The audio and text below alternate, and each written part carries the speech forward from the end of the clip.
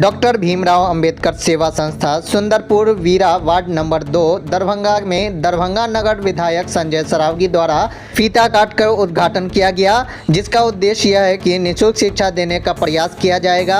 यह संस्था हमेशा से बच्चों के प्रति जागरूक रहा है। संस्था के संस्थापक आदर्श कुमार ने कहा, सुबह 8 बजे से रात्रि 8 बजे तक इस जगह पर निःशुल्क शिक्षा दिया जाएगा और यह संस्था 3 जगह खुली हुई है। दरभंगा के लिए गौरव की बात, निःशुल्क शिक्षा देने वाली संस्था का नया ब्रांच का हुआ उद्घाटन।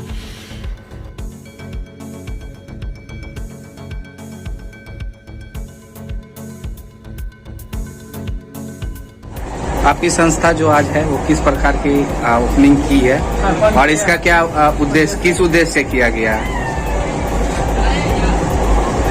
आज 3 नवंबर 2022 को डॉक्टर भीमराव अंबेडकर मुक्त शिक्षण संस्थान का उद्घाटन समारोह हुआ, जिसमें हमारे उद्घाटनकर्ता के रूप में नगर विधायक संजय सरावगी जी के द्वारा उद्घाटन करवाया गया।